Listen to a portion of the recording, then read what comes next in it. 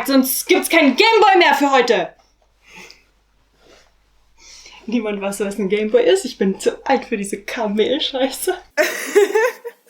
Feel free to nominate me for Hottest Man Alive or something.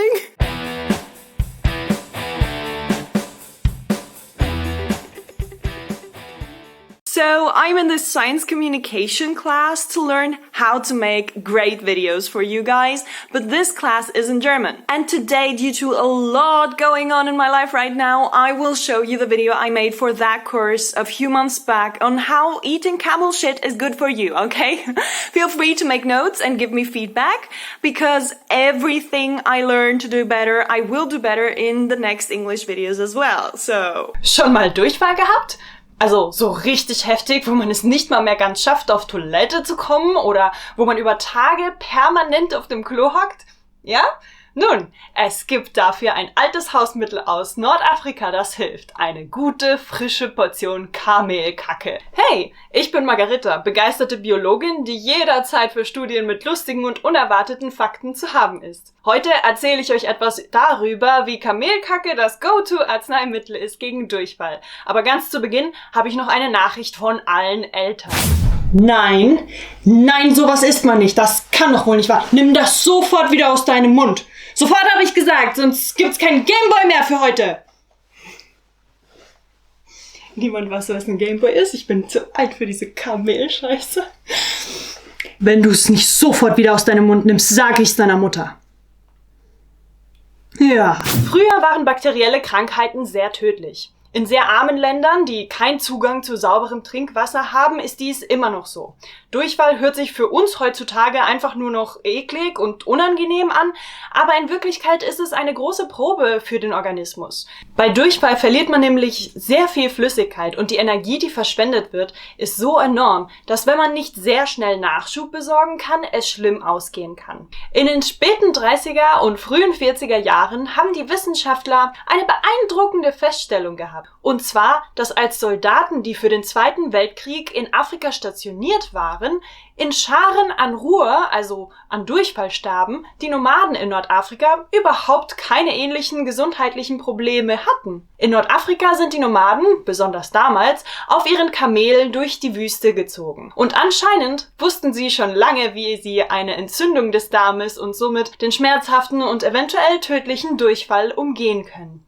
Eine schwer zu schluckende Heilung. Kamelkacke essen. Bäh, das kann doch nicht wahr sein. Das kann doch wissenschaftlich bestimmt nicht unterstützt werden, oder? Oh doch, allerdings. Da Dysenterie durch eine Bakterienart, dem Bacillus subtilis, bekämpft wird, die in Kamelexkrementen zu finden sein kann.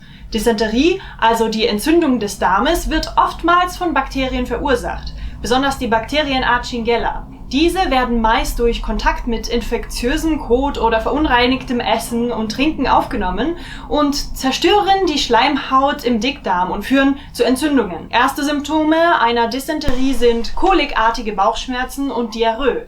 Die Stuhlentleerung ist mit 8 bis 30 Mal am Tag sehr häufig und zudem schmerzhaft. Der Stuhl ist meist schleimig und hell, seltener blutig und... Okay, das reicht erstmal, danke. Aber wie kommt man auf die Idee, Kamelkacke zu essen?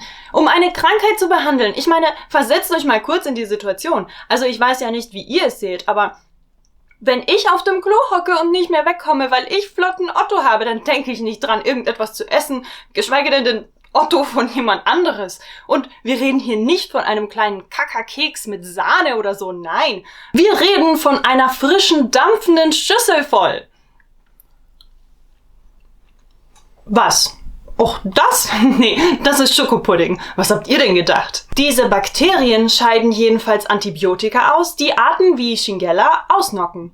Darüber hinaus legen Studien nahe, dass diese Bakterien in unserem Darm unser Immunsystem auf eine Weise stimulieren können, die es uns ermöglicht, Magenpathogene besser abzuwehren und dass sie bei der Behandlung von Durchfall sehr hilfreich sind. Aber Bacillus subtilis ist eine Bakterienart, die zum ersten Mal auf Gras entdeckt wurde und häufig im Boden gefunden wird. Warum muss es dann zwingend Kamelkacke sein? Kann man nicht einfach Gras essen oder Dreck? Nun, hier wird angenommen, dass es um die Menge der Bakterien geht, die man in Mist finden kann. Da Kamele anscheinend in ihrem Darm sehr viele, sehr gesunde Bakterien haben, um von ihnen bei der Verdauung von zäher Pflanzenmasse unterstützt zu werden und die Bakterien noch sehr frisch und schnell wachsend sind, wenn sie gerade rausgeflutscht sind, helfen sie eher als Bakterienkolonien, die selber ums Überleben kämpfen, draußen auf dem trockenen Boden. Also, können wir mal bitte kurz darauf aufmerksam machen, dass man noch andere Sachen gegen Durchfall machen kann? Man kann Zitronensaft trinken oder Apfelbrei essen oder Bananen.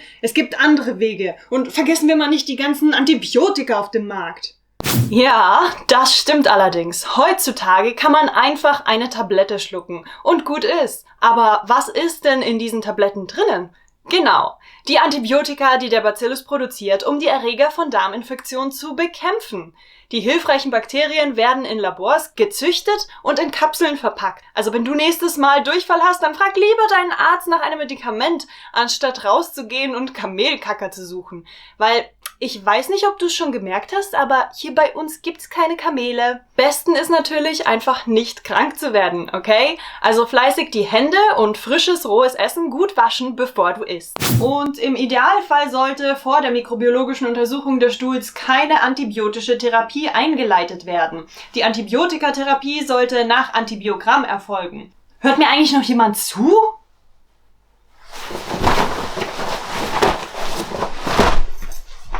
Oh, Voldy, how can I feel so awkward in my mother tongue, but so much more comfortable in English? I mean, probably just because I've held a lot more presentations in English and I am much more used to it by now. Okay, so next week we're gonna have the Little Scientist segment back on with a video on how to decide what to study when you are off to university. So do subscribe, like, and share this channel with people struggling to figure out what they want to do when they grow up. I should probably share that with myself. I have no idea what I want to do when I grow up. Or with people interested in human-related science in general, because that's what I'm doing here all the time.